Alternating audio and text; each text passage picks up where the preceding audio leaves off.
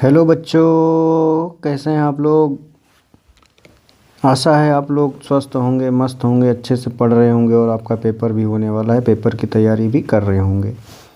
तो आज हम लोग पढ़ने वाले हैं क्लास एट्थ का चैप्टर। ठीक है, क्लास एट्थ का चैप्टर हम लोग पढ़ेंगे सम नेचुरल फेनामेना। ठीक है, चैप्टर 15 है ये क्लास एट्थ का, जिसका नाम क्या है, सम नेचुरल फेनामेना। ठीक है, इसको हम लोग पढ़ने वाले हैं आज।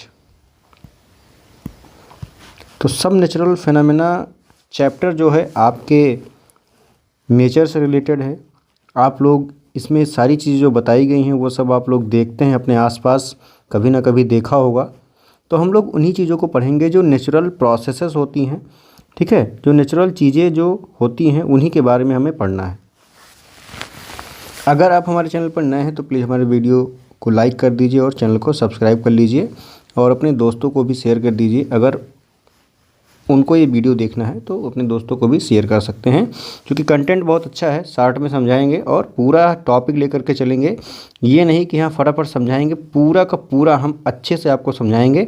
ठीक है, तो चलिए अब हम लोग स्टार्ट करते हैं आज का अपना टॉपिक। तो सम नेचुरल फिनोमेना है हमारा चैप्टर। ठीक, तो आप लोग अपने आसपास देखते होंगे कभी ना कभी, या अपने पेरेंट्स से सुना होगा आपने कि जो है कहीं पे बिजली कड़क गई, कहीं पे बिजली गिर गई, लाइटनिंग हो गई, या कहीं पे अर्थक्वेक आ गया। ठीक है, मतलब जो अर्थ क्रस्ट हैं आप अपने घर पे देखेंगे। ठीक है, तो दीवारें हिलने लगी, पंखा जो था वो हिलने लगा, टेबल जो रखी थी वो हिलने लगी। ये सब चीज़ें कहीं ना कहीं आप अपने पेरेंट्स से पूछेंगे तो वो आपसे शेयर करेंगे, या आपने भी कहीं ना कहीं फील किया होगा। ठीक है, तो यहाँ पे दिखाया गया है क्या, लाइटनिंग दिखाई गई है, यहाँ पे सुनामी दिखाया गया है, यहाँ पे वॉल्केनो इरप्शन दिखाया गया है, और यहाँ पे अर्थक्वेक दिखाया गया है। ये सब क्या है, ये सब नेचुरल फेनोमेना हैं। ठीक है, तो इन्हीं सबको हमें अच्छे से पढ़ना है। चलिए स्टार्ट करते हैं। सबसे पहले हम लोग इस चैप्टर में क्या क्या पढ़ने वाले हैं वो हम लोग जानेंगे। तो in this presentation we are going to explain about the following topic. तो इस पीपीटी में, इस प्रेजेंटेशन में हम लोग क्या क्या कवर करेंगे। तो सबसे पहले हम लोग कवर करेंगे इंट्रोडक्शन, फिर उसके बाद हम लोग कवर करेंगे लाइटनिंग, फिर इलेक्ट्रिकल चार्ज, फिर transfer of charge, electroscope, earthquake, seismograph. ठीक है, इतने टॉपिक को हम लोग इसमें कवर करने वाले हैं। इससे आगे कोई भी टॉपिक ऐसा नहीं है जो आपके बुक में दिया हो और मैं ना पढ़ाऊँ। ठीक है, सारे टॉपिक हम लोग कवर करेंगे, बहुत ही अच्छे से डिटेल में पढ़ेंगे। तो देखिए यहाँ पे आ गया आपका क्या, इंट्रोडक्शन आ गया। ठीक है, यहाँ पे आपका आ गया इंट्रोडक्शन। तो इंट्रोडक्शन में देखिए आप जो है, इंट्रोडक्शन हमें सबसे पहले देखना है। ठीक, तो इंट्रोडक्शन में सबसे पहले देखते हैं कि a natural phenomena is not a man made event. ठीक, कोई भी अगर नेचुरल फिनोमेना हो रहा है तो नेचुरल का नाम ही हो जाता है वो कैसा है, वो प्राकृतिक है। कैसा है भाई, प्राकृतिक है। उसमें मानव का या किसी ह्यूमन का कह सकते हैं कोई रोल नहीं होता है। ठीक, तो वही बताया गया कि a natural phenomena is not a man made event. कोई मैन मेड मतलब मानव के द्वारा बनाया गया इवेंट नहीं है। अब एग्जाम्पल क्या है इसके, जो नेचुरल फिनोमेना है उसके एग्जाम्पल क्या है, सनराइज, जैसे कि सूर्य आप देखते हैं सुबह निकलता है, शाम को अस्त हो जाता है, तो ये क्या है, नेचुरल फिनोमेना है। वेदर जो चेंज हो रही है वो नेचुरल फिनोमेना है। बायोलॉजिकल प्रोसेस, जो बायोलॉजिकल प्रोसेस हैं, ठीक है, लिविंग ऑर्गेनिज्म रिप्रोड्यूस करते हैं, लिविंग ऑर्गेनिज्म सस्टेन करते हैं, लिविंग ऑर्गेनिज्म बर्थ लेते हैं, ये सब क्या है, इसके बायोलॉजिकल प्रोसेस है। ठीक है, physical processes, tidal flow and include natural disaster. ठीक है, अब इसमें नेचुरल डिसास्टर भी आ गया आपका, such as electromagnetic pulses, volcanic eruption, earthquake. ये सब क्या हैं आपके नेचुरल फिनोमेना है। ठीक है, अब उसके आगे आपने इंट्रोडक्शन में ये देखा, फिर उसके आगे हम लोग चलते हैं। तो सबसे पहले आपका आता है टॉपिक लाइटनिंग। ठीक, लाइटनिंग के बारे में हम लोग इसमें शार्ट्स में, यहाँ से शार्ट में समझते हैं, फिर आगे हम लोग इसको डिटेल में समझेंगे। ठीक है, तो देखिए लाइटनिंग में यहाँ पे डायग्राम दिया गया है, इससे हम लोग समझते हैं। देखिए ये एक लाइटनिंग दिखाई गई है यहाँ पे, तो आपको कुछ इलेक्ट्रिसिटी यहाँ पे दिखाई दे रही है, यहाँ पे भी आपको इलेक्ट्रिसिटी दिखाई दे रही है। तो is a streak of bright light. ठीक है, ये क्या है भाई, is a streak of bright light, ठीक। And sound caused by electric discharge, ठीक। इसमें होता क्या है, इलेक्ट्रिक डिस्चार्ज से ये होता है। ये तो या तो क्लाउड और अर्थ के बीच में होगा या फिर डिफरेंट क्लाउड के बीच में होगा, वही क्या हो जाती है, आपकी लाइटनिंग हो जाती है। अब लाइटनिंग है क्या, ये bright light, strict of bright light and sound cause होती है। इसमें होता क्या है, किससे होता है, इलेक्ट्रिक चार्जेस जब ट्रांसफ़र होते हैं या तो अर्थ और क्लाउड के बीच में या तो फिर बिटवीन डिफरेंट क्लाउड के बीच में, ठीक है। या तो डिफरेंट क्लाउड के बीच में इलेक्ट्रिक चार्ज ट्रांसफ़र हो या तो फिर क्लाउड और अर्थ के बीच में ट्रांसफ़र हो, ठीक है। फिर उसके आगे हम लोग बढ़ेंगे, उसके आगे जब आप आएंगे तो आप यहाँ पे देखेंगे चार्जिंग बाय रबिंग, ये आपके टॉपिक में है, आपके बुक में भी दिया हुआ है। तो चार्जिंग बाय रबिंग हम लोग देखते हैं। तो उससे पहले आप जानेंगे, एक साइंटिस्ट थे अमेरिका के रहने वाले बेंजामिन फ्रैंकलिन, ठीक है। बेंजामिन फ्रैंकलिन थे, उन्होंने एक पॉजिटिव चार्ज और एक निगेटिव चार्ज के बारे में बताया था। किसने, फ्रैंकलिन ने बताया था, ठीक है। बेंजामिन फ्रैंकलिन कहाँ के रहने वाले थे, अमेरिका के रहने वाले थे, ठीक है। ये अमेरिका के रहने वाले थे। इन्होंने चार्जेस के बारे में हमको बताया था कि एक पॉजिटिव चार्ज होता है, एक निगेटिव चार्ज होता है। Some object can charge by rubbing with other object, ठीक। कुछ ऑब्जेक्ट को आप चार्ज कर सकते हैं उन्हें दूसरे ऑब्जेक्ट से रब करके। व्हेन ऑब्जेक्ट्स आर रब्ड, जब किसी ऑब्जेक्ट को दूसरे ऑब्जेक्ट से रब किया गया, they attract light object like paper or piece. This process is called charging by friction या चार्जिंग बाय रबिंग। अब जैसे कि आपने किसी ऑब्जेक्ट को लिया और उसको किसी दूसरे ऑब्जेक्ट पे रब किया, तो वो क्या करेगा, वो दूसरा जो चार्ज जिसमें ट्रांसफ़र हो जाएंगे, वो छोटे छोटे टुकड़ों को पीस के वो उसको अट्रैक्ट कर लेगा, ठीक। हल्के जो ऑब्जेक्ट होंगे, डस्ट पार्टिकल्स को भी अट्रैक्ट कर लेगा। इसको हम लोग क्या कहते हैं, चार्जिंग बाय फ्रिक्शन कहते हैं। एग्जाम्पल के लिए जब आप देखेंगे, अब प्लास्टिक रिफिल स्केल और comb when rubbed with dry hair, ठीक है। जब आप किसी प्लास्टिक के रिफिल को ड्राई हेयर से रब करेंगे या फिर किसी आप स्केल को रब करेंगे ड्राई हेयर से, पेपर और polythene gets charged and attract pieces of paper, ठीक है। पेपर या फिर पॉलीथीन को आप रब करेंगे, ठीक है, तो ये सब क्या हो जाएंगे, ये सब चार्ज हो जाएंगे और अट्रैक्ट कर सकते हैं पीसेस ऑफ पेपर को, ठीक है, अट्रैक्ट कर सकते हैं, ठीक। पीसेस ऑफ पेपर को ये अट्रैक्ट कर लेंगे। कौन कौन, आपका plastic refill, scale, paper, polythene bag, ठीक है। किससे अट्रैक्ट रब करेंगे, हेयर से करें, ठीक है। तो ये, और चाहे पेपर से कर दो चाहे पॉलीथीन से कर दो, तो ये अट्रैक्ट कर लेंगे। The charges acquired by rubbing are static charge. अब जो चार्ज रबिंग से एक्वायर हुआ, ठीक है, आपने चाहे रिफिल को रगड़ दिया, चाहे स्केल को रगड़ दिया, किससे, हेयर से, पेपर से, पॉलीथीन से, तो वो चार्जिंग बाय रबिंग हो जाएगा। उसमें कौन सी चार्ज आई, स्टैटिक चार्ज आ गया। दे डू नॉट मूव, वह मूव नहीं होंगे। When charges move it is electric current. लेकिन जब ये चार्ज जो है, जो आ गया था किसके पास, रिफिल के पास, स्केल के पास, जब वो मूव करेगा तो वो क्या मूव होगा, उसमें इलेक्ट्रिक करंट, ठीक है। इलेक्ट्रिक करंट जो है मूव करेगा।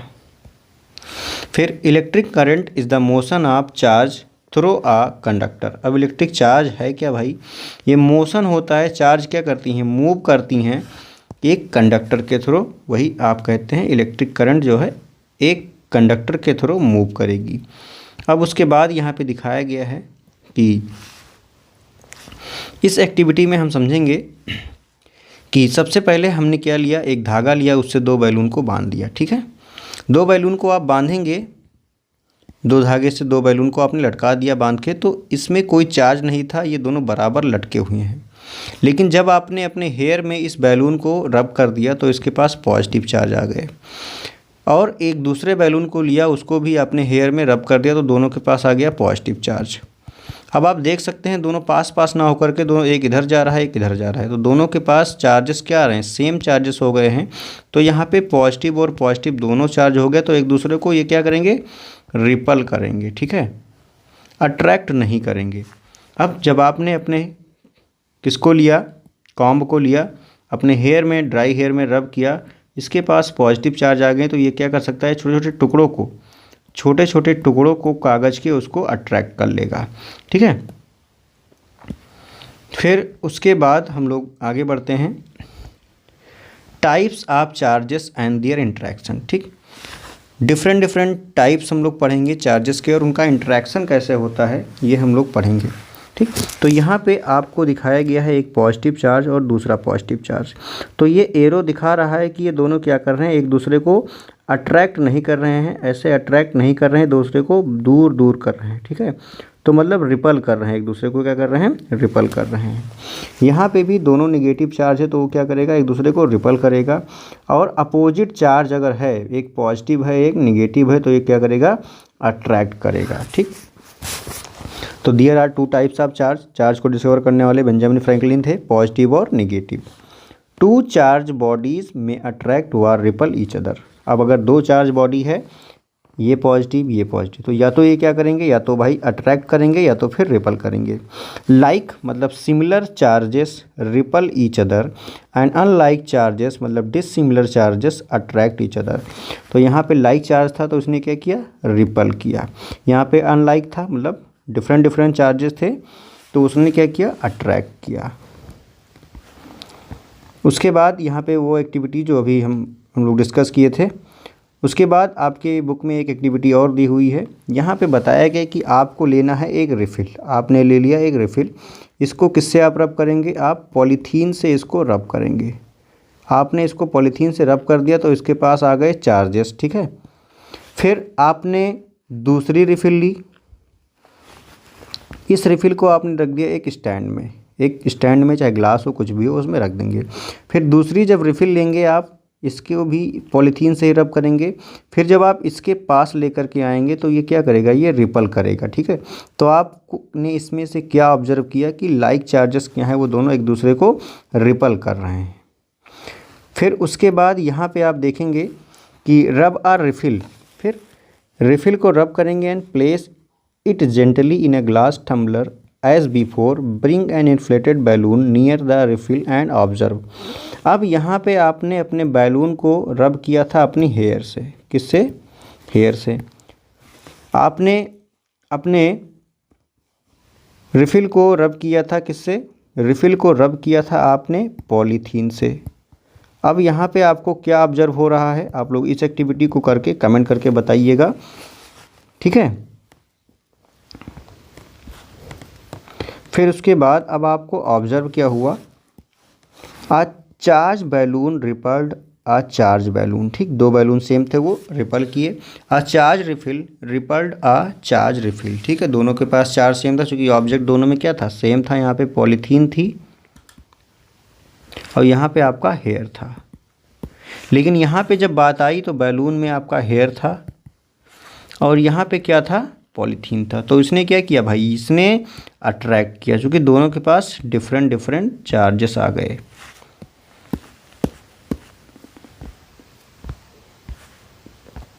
अब उसके बाद आता है इलेक्ट्रोस्कोप। ये बहुत इंपॉर्टेंट हो जाता है। ठीक है, इलेक्ट्रोस्कोप क्या होता है, इलेक्ट्रोस्कोप को समझने के लिए जो डायग्राम बना हुआ है इसी से आपको मैं समझाता हूँ। सबसे पहले आपको लेना है एक ग्लास जार। क्या लेना है, एक ग्लास जार आपने ले लिया। ग्लास जार के नीचे क्या होना चाहिए, वुडन बेस होना चाहिए। क्या होना चाहिए, वुडन बेस, मतलब नीचे आप एक वुड रख सकते हैं। ठीक है, अब आपको करना क्या है, जो ग्लास कार्क था, ये जो ग्लास था आपका, ठीक है, ग्लास था, जार था, इसमें आपको करना क्या है, एक कार्क लगाएंगे। कार्क ये कैसा होता है, ये इंसुलेटर का काम करता है, इंसुलेटर का काम करता है।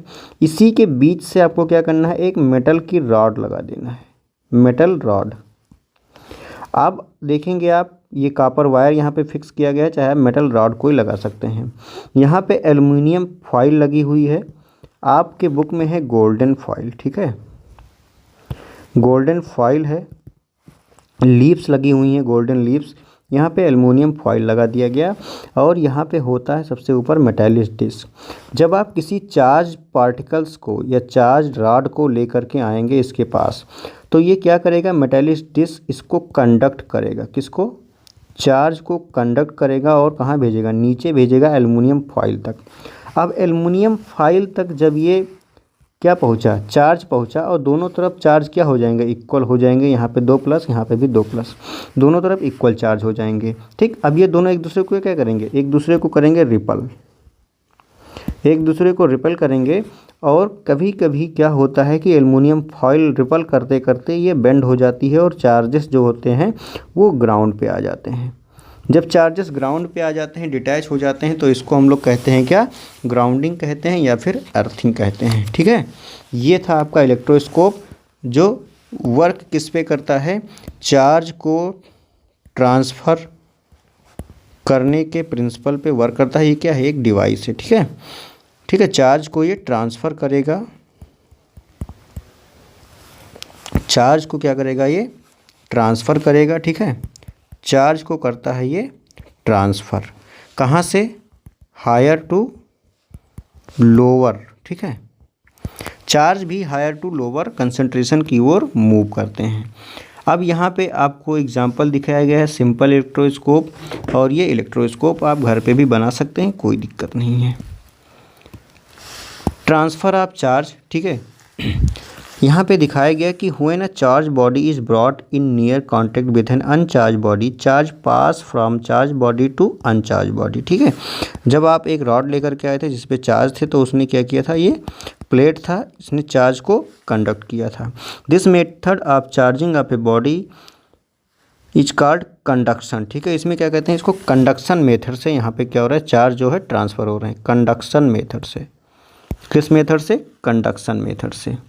उसके बाद इलेक्ट्रिक चार्ज में, अब when if we touch a charge electroscope with our hand, the charge pass through our body to the earth and the metal strip collapse, this property is called electric discharge. ठीक, अगर आप उस charge electroscope को क्या करें, touch कर लें, तो वो जो चार्ज होंगे आपके हाथ के थ्रू आपकी बॉडी में ट्रांसफ़र हो जाएंगे और जो इलेक्ट्रोस्कोप था वो डिस्चार्ज हो जाएगा।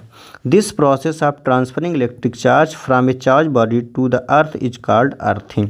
ठीक है, वो क्या कहलाएगा, अर्थिंग कहलाएगा। और earthing is provided in building to protect us from electric shock due to leakage of electric current. अब यहाँ पे जो इलेक्ट्रोस्कोप था उसको बताया गया कि अगर आप उसको चार्ज है वो उसको आप टच कर लेंगे, तो वो चार्ज जो है आपके बॉडी के थ्रू ग्राउंड में ट्रांसफ़र हो जाएगा, उसी को अर्थिंग कहेंगे। और वहाँ पे बताया गया था कि जब चार्जेस जो होते हैं ट्रांसफ़र हो जाते हैं नीचे ग्राउंड पे, तो उसको क्या कहते हैं, अर्थिंग कहते हैं या फिर ग्राउंडिंग कहते हैं। लाइटनिंग कब होती है, जब थंडर स्टॉर्म होता है। ठीक है, during thunder storms air current move upward and water droplet move downward. जो हवाएं होती हैं, हवाएं कहाँ जाएंगी, ऊपर की ओर जाएंगी। और जो हवा जब ऊपर जाएगी तो जो वहाँ पे वाटर वेपर थे, जो कंडेंस थे, ठीक है, जो कंडेंस थे, वो कहाँ आएंगे, नीचे आएंगे। वाटर ड्रॉपलेट कहाँ आएंगे, नीचे आएंगे।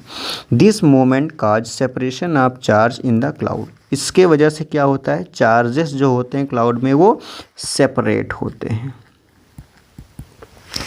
The positive charge collect at the upper part and the negative charge collect at the lower part of the cloud. जो आपका क्लाउड था उसके अपर पार्ट पे क्या आ जाएंगे, पॉजिटिव चार्ज, लोअर पार्ट पे क्या आ जाएंगे, निगेटिव चार्ज आ जाएंगे। ठीक है, फिर अब some negative charge collect near the ground also. और कुछ जो नेगेटिव चार्ज थे वो ग्राउंड पे भी आ जाते हैं, जैसे कि यहाँ पे दिखाया गया, अपर वाले पे पॉजिटिव चार्ज, नीचे वाले पे नेगेटिव चार्ज। ठीक है, कुछ चार्जेस जो नेगेटिव चार्ज हैं वो ग्राउंड पे भी रहते हैं। When a large amount of charge is formed then the charge pass from the cloud to the earth producing streak of light and sound.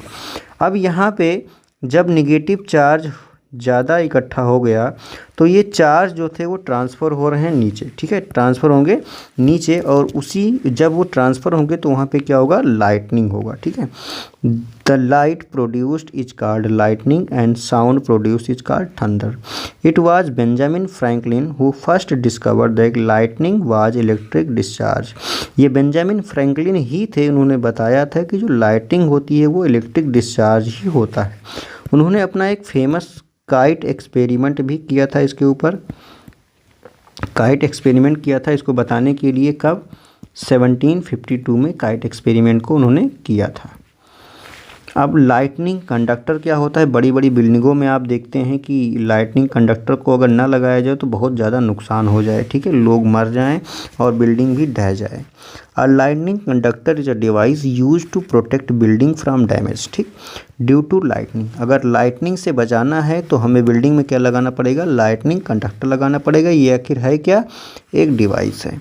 A lightning conductor has a metallic rod, उसके पास क्या होता है? एक metallic rod होता है। The upper end is pointed and the lower end is joined to a metal plate buried inside the ground, ठीक है। Building यहाँ पे है, यहाँ पे क्या लगाया गया? मेटेलिक रॉड लगाया गया, ठीक है। ये जो ऊपर की ओर ये पॉइंटेड होता है और लोअर एंड जाता है कहाँ पे? ग्राउंड में, बरीड रहता है सॉइल के नीचे, ग्राउंड में, ठीक। व्हेन लाइटनिंग स्ट्राइक, जब यहाँ पे क्या पड़ रही? लाइटनिंग पड़ रही है, the electric charges pass through it, इसी के थ्रू इलेक्ट्रिक चार्ज क्या होंगे? पास हो जाएंगे नीचे की ओर, to the earth without causing any damage to the building, damage नहीं करेंगे बिल्डिंग को और कोई दिक्कत नहीं होगा बिल्डिंग को, क्योंकि जो इलेक्ट्रिक चार्ज लाइटनिंग से आ रहा था वो कहाँ चला गया? ग्राउंड में चला गया। आपको यहाँ पे जो है इसका डायग्राम है, डायग्राम आप लोग देख लीजिए। यहाँ पे देखेंगे आप, लाइटनिंग रॉड लगाया गया है और ये वायर से कनेक्ट करके कहाँ ले गया? ग्राउंड रॉड लगा दिया गया, ठीक। ये जो रॉड था ये क्या करेगा? इलेक्ट्रिसिटी को ये कंडक्ट करेगा, कंडक्ट करके कहाँ ले जाएगा? ग्राउंड में ले जाएगा, जिससे इस मकान को कोई दिक्कत नहीं होगा। ये देखिए लाइटनिंग रॉड यहाँ पे लगा हुआ है, वायर लगा हुआ है और ग्राउंड में बरीड कर दिया गया, डीप ग्राउंड में, जिससे इलेक्ट्रिक चार्जेस कहाँ ट्रांसफ़र हो जाएंगे? ग्राउंड में ट्रांसफ़र हो जाएंगे और बिल्डिंग को कोई दिक्कत नहीं होगी। फिर उसके बाद हम लोग देखेंगे protection of lightning and thunder storm. अब अगर मान लीजिए लाइटनिंग हो गई या फिर थंडर स्टॉर्म हो गया तो आपको कैसे बचना है? इफ़ यू आर आउटडोर, अगर आप घर के बाहर हैं, कहाँ हैं? घर के बाहर हैं। Open vehicle, motor bike, truck, open car are not safe. अब भाई अगर आप व्हीकल मोटरसाइकिल पे हो खुले में, ट्रक जो है उसमें खुले में हो, ओपन कार में हो, तो ये सेफ़ नहीं है। Open field, park, elevated place, टाल ट्री आर नॉट सेफ। टाल ट्री आर नॉट सेफ, लंबे पौधे, ओपन फील्ड, पार्क, ये सब सेफ़ नहीं है। Carrying an umbrella is not safe. If in a front forest, take shelter under short tree. क्योंकि जब आप शॉर्ट ट्री के शेल्टर में जाओगे तो जो लाइटनिंग होगी यहाँ पे नहीं होगी, जो बड़े पौधे होंगे उस पे लाइटनिंग होगी। If in an open field, stay away from trees. अगर आप खुले में हैं तो पेड़ से दूर ही रहें तो ज़्यादा अच्छा है। खंभों से दूर रहें, मेटेलिक ऑब्जेक्ट से दूर रहें। डू नॉट लाई डाउन, और ज़मीन पे लेटे ना। Square on the ground, square on the ground with hand on the knee and the head between the hand. अपने हाथ के बीच में अपने सिर को रख लो, ले लो, मतलब मुंडी को झुका के रेंगते हुए चले जाइए आप, जैसे आर्मी वाले ट्रेनिंग करते हैं इस तरीके से। उसके बाद इफ़ इनसाइड द हाउसेस, अगर आप घर के अंदर हैं। Lightning can strike electric wire, telephone, cord and metal pipes. अगर आप घर के अंदर हैं तो इलेक्ट्रिक वायर में लाइटनिंग आ सकती है, टेलीफोन कार्ड में लाइट आ सकती है, लाइटनिंग आ सकती है, मेटल पाइप में लाइटनिंग आ सकती है। So contact with these objects should be avoided. इन सभी ऑब्जेक्ट के कांटेक्ट में आप ना आएँ। It is safer to use mobile and cordless phone then wired phone. ठीक, आप उस समय कोई अगर ऐसा फ़ोन है, टेलीफोन है जिसमें तार लगा हुआ है, उसको ना यूज़ करके आप मोबाइल यूज़ कर लो, या फिर कोई ऐसा फ़ोन यूज़ करो जिसमें कार्ड ना लगा हो। Electrical appliances like TV, computer etc should be unplugged, मतलब कि जो आपके घर में टीवी हैं, कंप्यूटर हैं, उनको आप प्लग में ना लगाओ, मतलब कि उनको ऑन ना करो। बाथिंग शुड बी अवॉइडेड, उस समय नहाइए भी मत। To avoid contact with running water, चूँकि रनिंग वाटर के कांटेक्ट से भी हमें बचना है। अब हम लोग आते हैं कहाँ, अर्थक्वेक पे आते हैं। An earthquake is a sudden shocking और थ्रेम्बलिंग ऑफ अर्थ, ठीक है, शॉकिंग हो जाए या फिर मोशन हो जाए या फिर वाइब्रेशन हो जाए, of the earth caused by a disturbance deep inside the earth crust, ठीक है, अर्थ क्रस्ट के अंदर क्या हो, कोई डिस्टर्बेंस हो जाए, उसका रिजल्ट क्या होगा, sudden shocking and trembling means motion या फिर वाइब्रेशन हो जाएगा अर्थ में, ठीक है, किसके, अर्थ के क्रस्ट में। Earthquake causes damage to building, dam, bridge, it can cause landslide, flood and tsunami. Earthquake से बिल्डिंग डैमेज हो सकती है, जैसे ये देखो ढह गई है, डैम ढह सकते हैं, ब्रिज ढह सकते हैं, लैंडस्लाइड हो सकता है, बाढ़ आ सकती है, सुनामी आ सकती है। It can also cause damage to life and property, property का तो नुकसान हुआ ही, मान लो कोई आदमी इसके अंदर रहा होगा तो उसका क्या हाल हुआ होगा वो तो आप जान सकते हैं। व्हाट कॉज एन अर्थक्वेक, अब अर्थक्वेक आखिर करता कौन है, कौन कॉज करता है।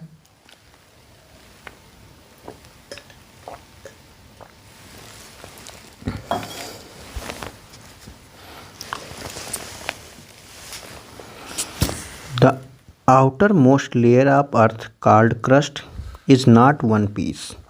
सबसे पहले आप समझ जाइए कि जो आपका अर्थ है उसके 3 लेयर हैं, कोर है,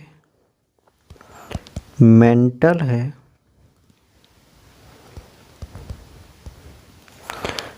कोर है, मेंटल है और क्रस्ट है। कितनी लेयर है, 3 लेयर है, ठीक। तो जो आउटर मोस्ट लेयर है अर्थ का उसको हम लोग क्या कहते हैं, क्रस्ट कहते हैं। ये एक पीस नहीं है, it is fragmented into many plate. ये जो क्रस्ट है वो एक पीस नहीं है, वो छोटे छोटे टुकड़ों में है, जिसको हम लोग क्या कहते हैं, प्लेट कहते हैं। This plates are moving continuously, ये जो प्लेट हैं वो लगातार मूव करते रहते हैं, ठीक है। When these plate brush past each other or even one plate goes under another plate due to collision they cause disturbance and causes earthquake।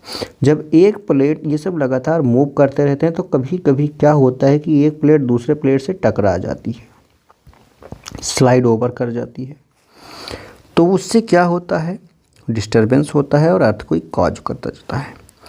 The boundaries of the plates are weak, जो boundaries हैं वो weak होती हैं। Weak zone called seismic zone, ये जो boundary है इस plate की, ये वीक होती है, इसको हम लोग सिस्मिक जोन कहते हैं। अर्थक्वेक जो होता है सिस्मिक जोन पे ही होता है, क्योंकि यही जो है यहीं जा कर के टकरा सकती हैं, यहीं पे डिस्टर्बेंस हो सकता है, तो सिस्मिक जोन वीक जोन भी है और यहीं पे अर्थक्वेक होता भी है। यहाँ पे आप समझेंगे अर्थ का diagram, inner core, outer core, mental, crust. Crust जो है आपका पीस है, आप समझ गए, लगातार क्या कर रहे हैं, ये मूव कर रहे हैं, एक दूसरे से जब टकराएंगे, ठीक है, तो वो क्या कॉज करेंगे, वाइब्रेशन कॉज करेंगे। डाइवर्जेंट बाउंड्री दिखाई गई है ये आपको इतना नहीं समझना है, इसको सिर्फ समझना है। अब the seismic zone in India are Kashmir, Kashmir India का सिस्मिक जोन में आता है, Himalayas, Gangetic plain, north eastern region, Kutch, Rajasthan, Andaman and Nicobar, island are some region of south India. ये सब किस में आते हैं, सिस्मिक जोन में आते हैं। The power of an earthquake is measured on a scale called Richter scale. जो रिक्टर स्केल होता है उस पर हम लोग अर्थक्वेक के पावर को मेजर कर सकते हैं। Very destructive earthquake have magnitude more than 7.5। अगर किसी अर्थक्वेक का मैग्नीट्यूड 7.5 से ज़्यादा है, किस पे, रिक्टर स्केल पे, तो बहुत ज़्यादा डिस्ट्रक्टिव हो जाएगा। 2 से 4 है तो कोई नुकसान नहीं हो सकता है। 4 से अगर 8 हो गया तो हाँ डिस्ट्रक्टिव है, और जैसे ही 8 से 9 जाएगा डेंजरस हो जाएगा। Earthquake produce wave on the surface of the earth called seismic wave. Earthquake होती हैं तो वो वेव प्रोड्यूस करती हैं अर्थ के सरफेस पे, जिसको हम लोग सिस्मिक वेव कहते हैं। Seismic wave are recorded by instrument called seismograph. Seismic wave को मापने के लिए क्या है, एक इंस्ट्रूमेंट है जिसको हम लोग कहते हैं सिस्मोग्राफ कहते हैं। ये कुछ भारत देश के सिस्मिक हजार्ड मैप हैं। अर्थक्वेक डेंजर जोन, ये भारत देश ही नहीं पूरे वर्ल्ड का है ये, ठीक है। तो ये जो रेड कलर से दिखाया गया वही सिस्मिक डेंजर जोन है। उसके बाद जब आएंगे देखेंगे सिस्मिक जोन, ठीक है। इंडिया के सिस्मिक जोन, ये सब रीजन जो बताए गए ये सब हैं। Very high damage risk zone, ठीक है, high danger zone, moderate danger zone, low danger zone, ठीक है। Protection from earthquake. अब अगर अर्थक्वेक आया तो प्रोटेक्शन क्या होगा। The buildings in the seismic zone should be designed such as they can withstand tremors due to earthquake। ऐसी building बनाना चाहिए सेस्मिक जोन में कि वो अर्थक्वेक के साथ विथस्टैंड रहें, मतलब टूटे ना। Material like mud, would and light proof should be used instead of heavy material. Heavy material के जगह पे वहाँ पे मड यूज करें, लकड़ी यूज करें। लाइट रूफ, हल्की रूफ बनाएं, ठीक है, जिससे ज़्यादा लॉस ना हो। Heavy object like cup board, water heaters etc should not fixed on the wall, ठीक है, इसको वॉल पे नहीं लगाना चाहिए। All building should have fire fighting equipments, और जो बिल्डिंग बने वो बहुत ही अच्छे वेल क्वालिफाइड आर्किटेक्ट के अंडर गाइडेंस में बननी चाहिए।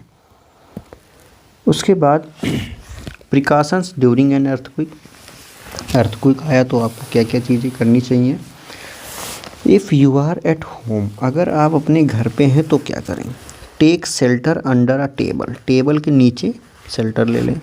If you are in bed do not get up, protect your head with a pillow, ठीक। बेड पे हैं, अपने सिर को बचाओ, गोड़ हाथ पैर टूट जाए कोई दिक्कत नहीं। Stay away from tall and heavy object which may fall on you, ऐसे ऑब्जेक्ट से दूर रहो जो बड़े हों, हैवी हों।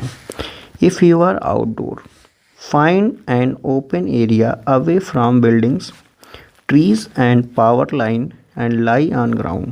मतलब कि आप अगर अपने घर के बाहर हैं तो बिल्डिंग से दूर रहो, ट्रीज से दूर रहो, पावर लाइन से दूर रहो, ज़मीन पर लेट जाओ। If you are in a car, बस, ask the driver to slow down and don't get out till the thunder stop, ठीक है, ट्रिमर्स स्टॉप, ठीक। आप जब तक उसी में बैठे रहो, लेकिन उससे कहो भैया स्लो कर लो, क्योंकि कंट्रोल से बाहर हो जाएगी गाड़ी और एक्सीडेंट हो जाएगा, आप उसी के अंदर रहो। सिस्मोग्राफ क्या है। Earthquake generate seismic wave while which can be detected with a sensitive instrument called a seismograph। मतलब सिस्मोग्राफ से हम लोग अर्थक्वेक को क्या कर सकते हैं, उसको डिटेक्ट कर सकते हैं। Advance in seismograph technology have increased our understanding of both earthquake and the earth itself. जो सिस्मोग्राफ है उससे हम लोगों को अर्थक्वेक और अर्थ के बारे में बहुत सारी चीज़ें पता चलती हैं। Perhaps the earliest seismograph was invented in China 136 after that AD 136 by a man named Choko of China made first instrument in AD 136। ये आपका सिस्मोग्राफ है, हॉरिजॉन्टल मोशन, और ये सिस्मोग्राफ आपके दिए हुए हैं यहाँ पे, ठीक है। Thank you for watching my video. अगर अच्छा लगा है तो लाइक करो, नहीं अच्छा लगा है तो कमेंट करो।